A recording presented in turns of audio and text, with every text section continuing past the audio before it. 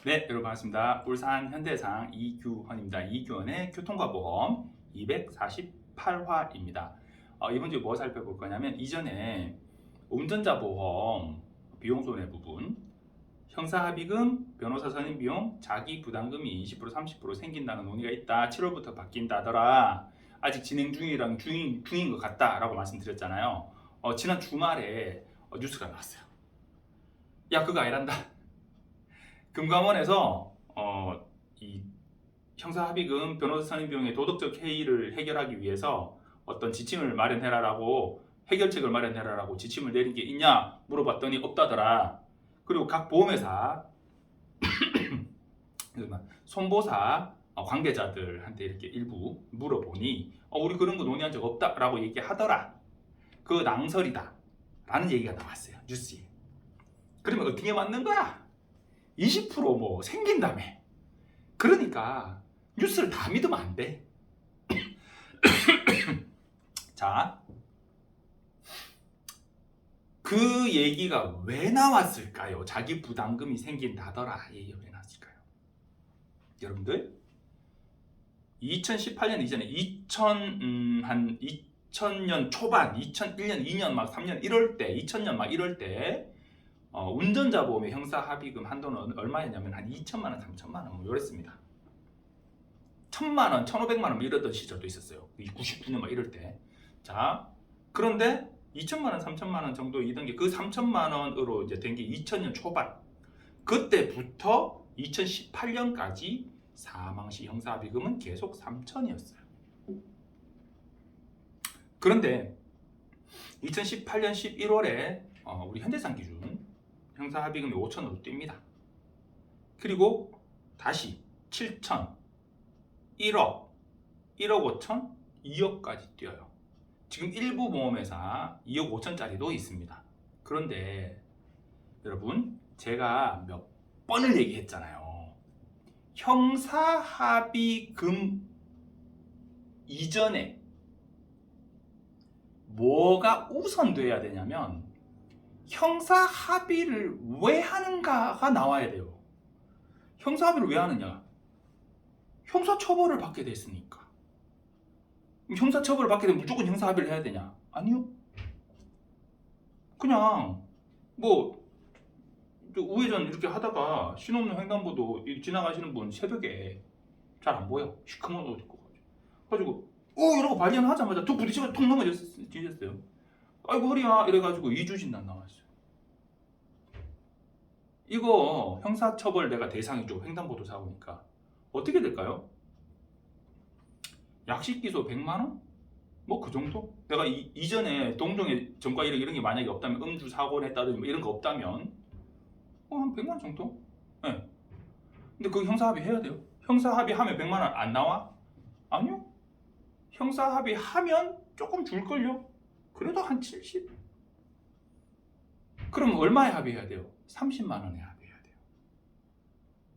그런데 합의를 하러 갔어요. 맨손으로 갈 수 있어요. 과일 바구니 하나 10만원짜리 하나 사들고 갔어요.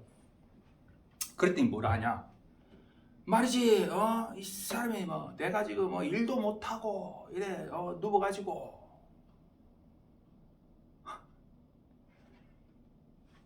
형사합의 주당 50 이래 얘기하는데, 그러면 100만원밖에 안 됐는데 그거 갖고 뭐 하겠노? 택도 하지 말고 500만원 갖고 온나? 이렇게 얘기를 해요.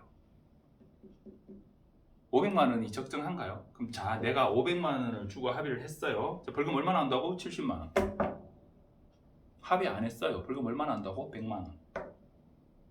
30만원 깎으려고 500만원을 주는 건 그거는 제정신이 아닌 거죠. 근데 피해자는 그걸 달라요. 왜냐? 민사적인 책임과 형사적인 책임을 혼동하는 거예요, 사람들이. 형사합의는 내가 형사처벌 받는 거에 그 처벌을 경감할 목적으로 피해자와 합의를 하는 거예요. 그런데 내가 일도 못하고 다쳐가지고 이거는 뭐예요? 민사적인 부분이에요. 자동차 보험에서 보상 받을 부분이라고. 그거를 엎쳐가지고 형사합의에서 얘기를 하는 거예요. 적정한가요? 타당한가요? 타당하지 않죠. 그런데 그건 이해할 수 있어. 왜? 모르니까 이제 그렇게 말씀하실 수 있어요. 설득을 해야지 뭐. 안 되면 그냥 벌금 내고 차 갖고 해야 되고. 운전보험에서 어차피 70만 원 벌금 나오나 100만 원 벌금 나오나 뭐 운전자보험이 다 나오잖아요. 합의를 왜 봐 그런 걸? 안 봐도 되지. 근데 미안하니까 30만 원 나는 벌금이 줄어드는데도 불구하고 내 미안한 마음을 조금 더 엎어서 그럼 50만 원 드릴게요 이렇게 얘기를 할 수도 있어요. 가해자가 미안하니까 미안한 마음을 얹어서. 그러면 나는 벌금 30만 원 깎았고 이 50만 원 합의금 줬고 그럼 70만 원 벌금을 냈으니까 나는 120만 원 든 거잖아요. 합의를 안 했으면 그냥 100만 원 벌금 내면 되는데 그리고 그 벌금 운전자보험이 다 나오는데 그럼 난 바보야? 그렇지만 마음이 좀 가볍잖아요. 자, 그거는 이해할 수 있어요. 그런데 요즘 형사합의금이 지금 어떻게 됐냐? 실제 우리 같은 사무실 근무하시는 분의 고객 사례예요. 뭐 누구라고 얘기 안 했으니까 그죠? 자, 사고가 났어요. 피해자가 12주 진단이에요. 이 피해자와 그 가족들이 뭐라고 얘기하냐?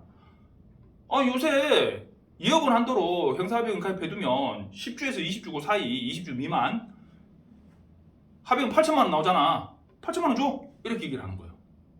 근데 이 사고 내신 분이 옛날 거 3천만 원짜리 가입돼 있어요.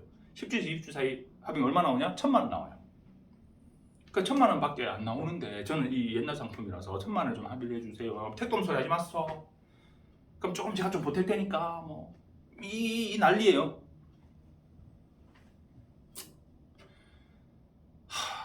그게 적정한가요?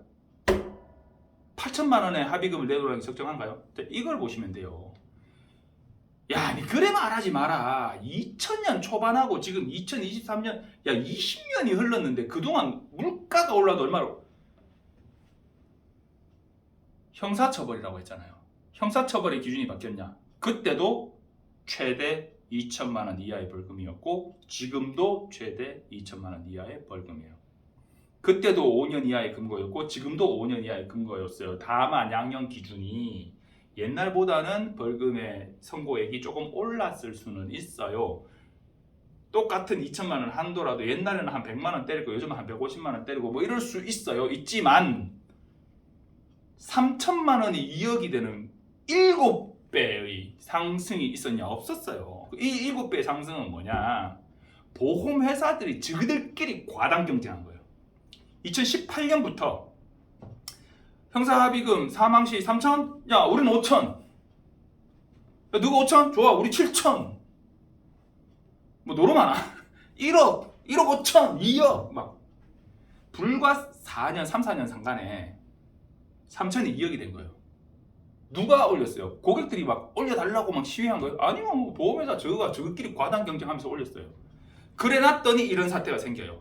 12주 진단인데 피해자가 야 운전자보험 2억 들어있으면 8천만 원 올 수 있잖아. 8천만 원 다 줘. 뭐 어차피 네 돈 아니잖아. 적정 합의금 뭐 1천만 원 2천만 원 그런 소리 하지 말고 한두 대로 그냥 줘.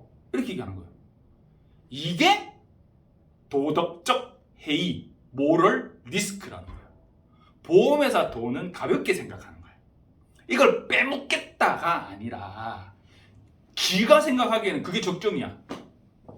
뭐 한두 대로 주면 되지. 뭐 1천만 원 2천만 원 주면 뭐 남는 거 뭐 보험회사에서 니한테 준다더나 가해자. 그냥 막 한두 대로 줘. 네 돈 아니잖아. 이런 거예요. 네 돈 아니잖아. 그게 보험 사기까지는 아니다 하더라도 모럴 리스크 도덕적 해이가 되는 거예요. 그런 지금 상황이에요. 그래서 보험회사에서 자기 부담금을 설정하겠다는 얘기가 나온 것 같아요. 그러니까 그게 뭐 뉴스까지 됐겠지. 그런데 7월부터 아니다. 금감원에서 뭐 지시하고 뭐 보험회사에서 논의하고 그런 거 없다. 이렇게 나왔어요. 그런 거 없다는 것도 사실 거짓 뉴스일 수 있어. 사실은 물밑에서 저끼리 얘기는 했는데 공식적으로는 이렇게 안 나온 거일 수도 있어요.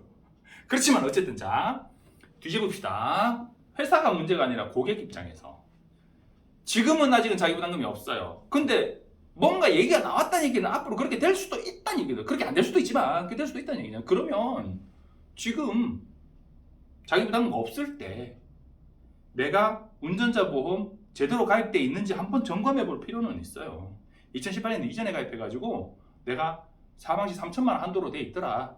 근데 이교회가 그러는데 요즘 뭐 1억 원, 2억 원 이런 뭐 합의금은 너무 이렇게 과다 상계되어 있다 하더라. 그러니까 합의금 3천만이면 충분할 거다. 나는 안 갈아타도 된다. 그러다가 사망사고 나가지고 내 돈 몇천만 원 들여봐야 정신을 차리죠. 합의가 안 된다니까. 그게 적정선이냐 적정선이냐를 이제는 이미 떠난 거예요. 네.